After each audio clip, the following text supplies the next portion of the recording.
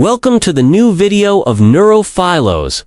Get ready to dive into a gripping tale that will leave you breathless, thinking, and inspired. Whether you're here for the mystery, the drama, or the unexpected twists, you're in the right place. Make sure to hit that like button, drop a comment, and subscribe so you never miss another powerful story. Let's begin the trap of approval. Have you ever noticed how often your decisions are shaped not by what you truly want, but by an invisible pressure hovering in the background? What will others think? Perhaps you wanted to speak your mind in a meeting but chose silence. Perhaps you adjusted your tone around friends to avoid disagreement. Perhaps you smiled and nodded when your heart longed to protest.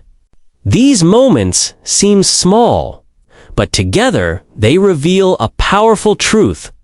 Much of our lives are dictated by the fear of disapproval. From an early age, we learn that acceptance is a kind of currency. As children, a smile, good behavior, and obedience were rewarded. Defiance was punished with rejection, disappointment, or even shame. Over time, the pattern became clear. Please others, and you will belong. Displease them, and you will risk isolation. Slowly, this lesson carves itself into our psyche until it feels natural. Without realizing it, we begin to measure our worth not by who we are, but by the approval of those around us. The world does not make it easy to resist this conditioning. Society itself is structured around conformity. Schools reward obedience. Workplaces demand adherence to culture, and communities often discourage standing out too boldly. Within this framework, we start to confuse survival with authenticity. We begin to believe that in order to be valued, we must adapt, conceal, and shape ourselves into what is expected. Here lies the trap of approval. Every time you adjust your words to fit in, every time you suppress your opinion to avoid rejection, you drift further away from your true self. You may not notice at first. On the surface, things look fine. You are accepted. You are included. You are even admired. But beneath that surface, a silent cost accumulates. Your choices no longer feel entirely your own. Your actions resemble a carefully rehearsed performance for an unseen audience. Carl Jung understood this dynamic deeply. He once observed, "The privilege of a lifetime is to become who you truly are." Yet how can anyone achieve this privilege when trapped inside a character designed only to survive in the world? Jung pointed out the tragedy. The longer you chase approval, the more you strengthen a persona mask that eventually feels indistinguishable from your true self. You begin to forget what you wanted before the world taught you what was acceptable. And this mask comes at a price. The traits you suppress, your anger, your ambition, your vulnerability, do not vanish. Instead, they sink into the shadow, the hidden side of the psyche. The more energy you devote to maintaining the mask, the larger that shadow grows. The mask may win you social approval, but it erodes your sense of wholeness. Deep down, you become a hostage to opinions, trapped in an invisible prison where freedom no longer belongs to you. The paradox is brutal. The harder you try to please others, the less you please yourself. The more you strive to be accepted, the more you reject your own essence. You may achieve belonging, but at the cost of authenticity. The applause of the world can never fill the silence of a life disconnected from the self. This is the beginning of our journey, understanding that the quest for approval, though natural and deeply ingrained, can become a silent enemy. Recognizing the trap is the first step to freedom. The question you must face is simple but difficult. Do you want to be accepted, or do you want to be free? Because the two rarely go hand in hand. Psychological types and the need for validation. If the search for approval is a trap, why do some people seem more vulnerable to it than others? Why does one person crumble under criticism while another walks their path unfazed by disapproval? The answer is not only found in upbringing or willpower, but in something deeper. Our psychological orientation. Carl Jung devoted much of his work to exploring what he called psychological types, the basic ways human beings perceive and interact with the world. He recognized two great orientations, introversion and extroversion. The introvert turns inward, toward thoughts and reflection. The extrovert turns outward, toward people and circumstances. Okay, neither is superior, but each comes with unique vulnerabilities. Beyond orientation, Jung identified for core psychological functions: thinking, feeling, sensing, and intuition. Each person relies more heavily on one of these functions to navigate life. Together, orientation and function shape our personalities and, with them, our relationship to approval. Consider the extraverted feeling type. For this person, worth is measured through harmony with others. Their emotional compass points outward, always seeking feedback. To them, belonging is essential. They read faces, tones, and gestures like a second language, adjusting themselves to match what is desired. On the surface, such a person may seem charming, empathetic, and cooperative. But underneath lies a dangerous fragility. Their sense of self is constantly at risk because it depends on approval that can vanish in an instant. Now consider the introverted thinker. Here, the trap looks different. Such a person lives in a private world of ideas, building structures of logic and interpretation. But because their thoughts feel so personal, criticism strikes like a threat to their very being. To avoid rejection, they may self-censor, keeping their most original insights locked away. The cost is similar suppression of authenticity. A quiet life lived beneath one's potential. The truth Jung revealed is that no psychological type is immune. The search for approval infiltrates in subtle, type-specific ways. For the intuitive, it may come as a fear that their visions are too strange to be accepted. For the sensing type, it may emerge as pressure to conform to concrete standards of success. For the feeling type, it is the endless hunger for harmony. For the thinking type, it is the terror of ridicule.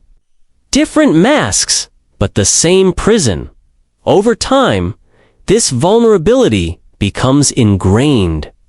Each act of pleasing reinforces the habit.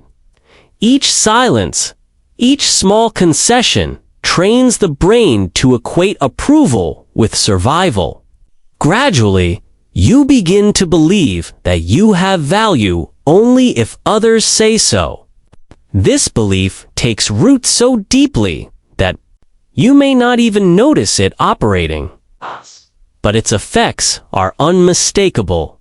Self-doubt, anxiety, hesitation, and the nagging suspicion that you are not truly living your own life. The cruel irony is that no one can please everyone. Sooner or later, criticism comes. And when your worth is built on external approval, every rejection feels like an earthquake. Each disapproving glance becomes a reminder of inadequacy. Each criticism is felt as a small death of identity. Was blunt. This is how we become prisoners of ourselves, chained not by walls, but by the opinions of others. But there is hope in awareness. To recognize your type is not to excuse your patterns, but to map them.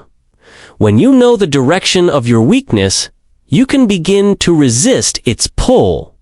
You can pause before automatically seeking harmony, before silencing your thoughts, before bending to fit an image. You can practice saying no when your instinct is to please. The journey begins with self-observation. Ask yourself, where does my need for approval show up most strongly? In my words, my actions, my silences? These questions are not easy, but they open the door to freedom. 'Cause once you can see the pattern, you can choose to break it. The persona, society's mask. By now, you may have realized how deeply approval shapes your behavior. But what is the mechanism through which this influence operates? How does the pressure to conform mold our identity?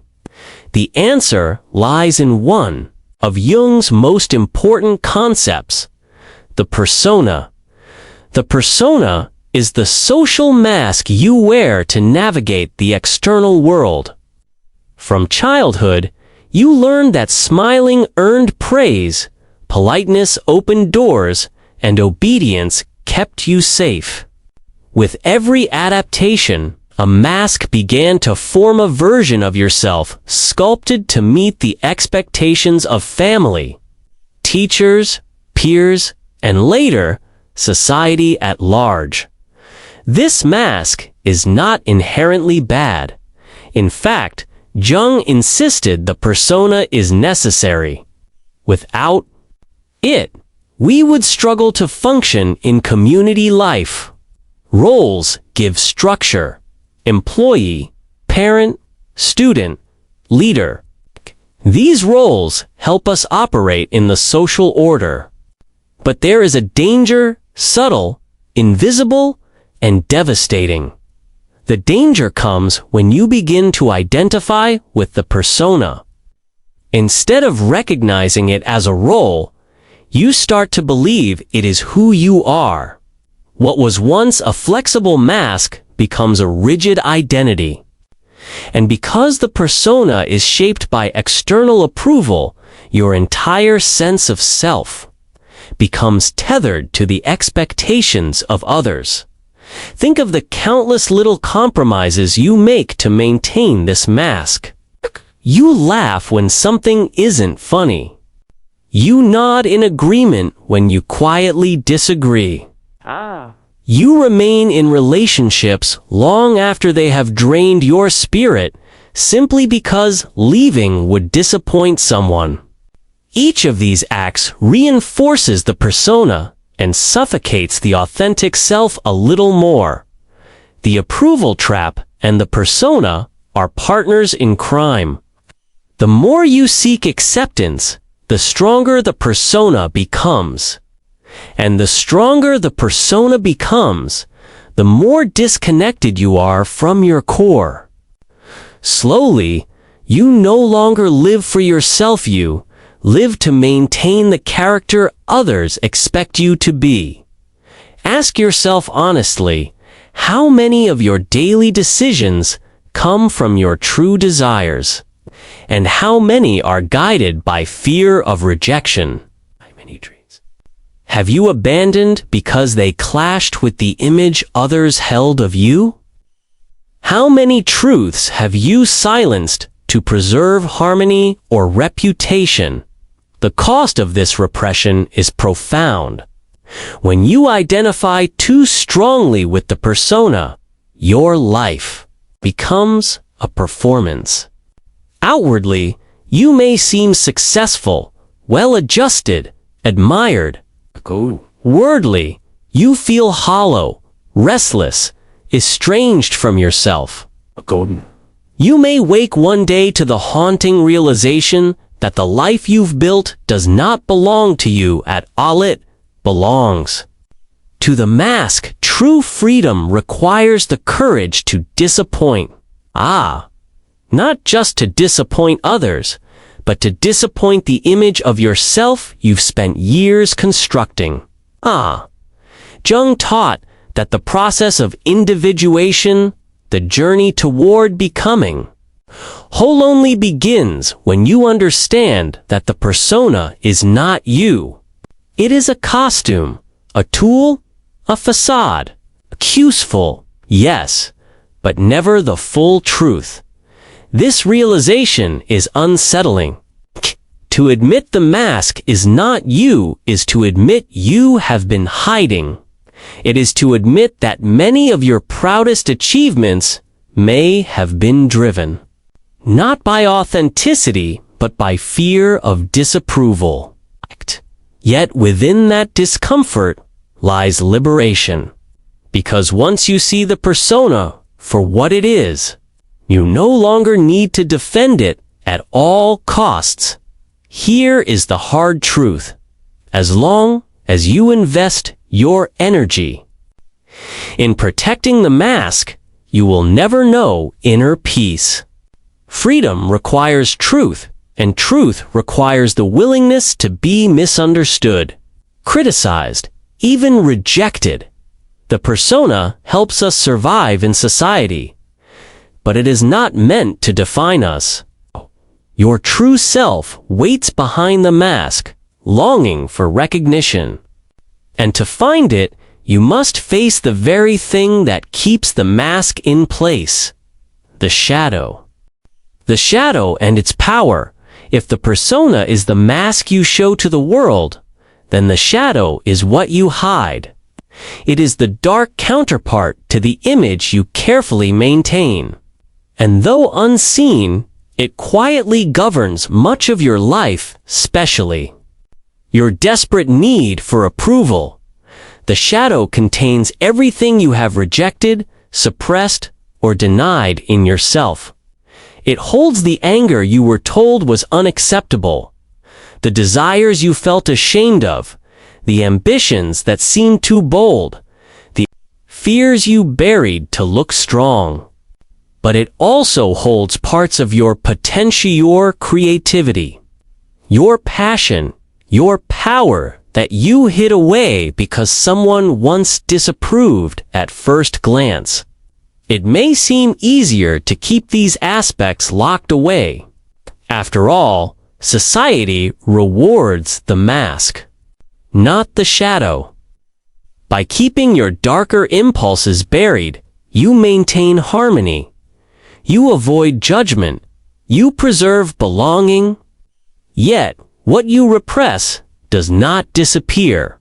On the contrary, the more you deny your shadow, the stronger it grows. Every time you fear disapproval, it is the shadow that trembles beneath the surface. Each criticism threatens to reveal what you have hidden. Each rejection threatens to expose what you have tried so hard to suppress. This is why the quest for approval is so exhausting. You are not just protecting your image. You are protecting your secrets. Jung warned that the shadow, left unacknowledged, controls you from the dark. You may notice it in sudden outbursts of emotion, in envy that lingers too long, in patterns of self-sabotage you cannot explain. These are the footprints of the shadow. what you cannot face within yourself, you project onto others.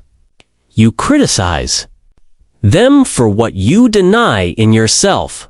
You fear their judgment because it echoes your own hidden shame.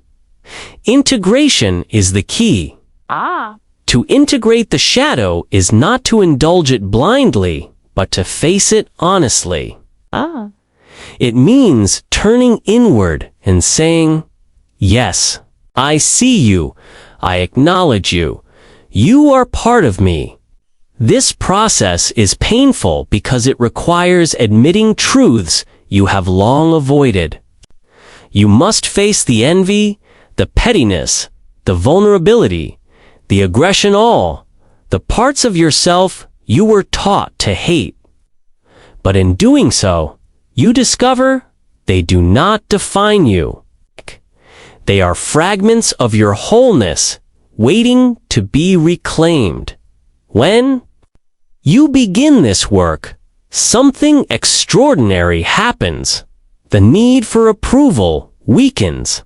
Why? Because once you have faced your own shadow, there is nothing left for others to expose. Criticism no longer pierces like a blade because you have already acknowledged those flaws yourself. Disapproval loses its power because you no longer live in fear of being found out. Integration does not mean acting on every impulse or becoming reckless. It means owning your inner world so fully that no part of you remains hidden. When you embrace both your light and your darkness, you no longer need to maintain an impeccable mask. You become real. And authenticity, though it may invite criticism, brings a peace that approval never could. Jung described this as a turning point. When you stop running from the shadow, you reclaim your freedom. You discover that even your darkest traits contain energy that can be transformed into strength. Anger can become passion for justice. Fear can become sensitivity to others. Desire can fuel creativity. To live authentically is to walk with your shadow, not against it. It is to recognize that the wholeness of your being includes both the parts you love and the parts you once despised. And only when you embrace this wholeness do you step out of the prison of approval. The path ahead is not easy. Shadow work is uncomfortable, even frightening. But without it, freedom is impossible. And with it, you move one step closer to the deepest goal of all, individuation, the courage to become who you truly are. Individuation and the courage to be free. All roads in Jung's psychology lead toward one destination, individuation. This is the process of becoming whole, of uniting the mask and the shadow, of reclaiming the parts of yourself that were lost. In the quest for approval, it is not a destination you reach once and for all, but a lifelong journey that demands courage, honesty, and perseverance. Individuation begins when you recognize the false self, the persona you have been defending for years. You see clearly that the image you project is not the totality of who you are. This recognition alone is powerful, but it is only the first step. Next comes the confrontation with the shadow, the long and uncomfortable process of integrating the aspects of yourself you once rejected. With each act of acknowledgement, the grip of external validation weakens. You discover that your worth does not rise and fall with the opinions of others, But individuation is not merely about breaking chains. It is about discovering the freedom that lies on the other side. Freedom to think, to feel, to act from your authentic center without disguises. Freedom to say no when everything in your past taught you to please. Freedom to live not as a performance, but as a truth. This freedom does not come without cost. When you stop living for approval, you will inevitably disappoint. You will disappoint family members who expected you to play a certain role. You will disappoint friends who grew comfortable with your mask. Okay. You will disappoint society's demands for conformity. And perhaps most painfully, you will disappoint the idealized version of yourself that you once worked so hard to maintain. But here lies the paradox. In the very act of disappointing others, you finally stop disappointing yourself. What once felt like rejection transforms into liberation. You no longer trade your authenticity for applause. You no longer barter your truth for belonging. Instead, you stand grounded in who you are, even when it is inconvenient, uncomfortable, or unpopular. Carl Jung himself lived this path with brutal honesty. When he broke away from Sigmund Freud and the psychoanalytic establishment, he risked everything: prestige, recognition, security. Yet this break was essential. By choosing integrity over approval, Jung entered a dark period of crisis, but it was through this struggle that he birthed analytical psychology. His journey reminds us that individuation requires sacrifice, but that the reward is a life lived in truth. The work of individuation is never finished. Even after significant progress, the old impulse to seek approval sneaks back in, disguised in new forms. That is why authenticity must become a daily practice. Each day presents a choice. Do you act from the persona or from the self? Do you hide behind the mask or reveal your truth? Each decision, however small, either deepens your freedom or pulls you back into the prison of validation. This path is not for the faint-hearted. It demands that you embrace discomfort, face your fears, and walk away from false security.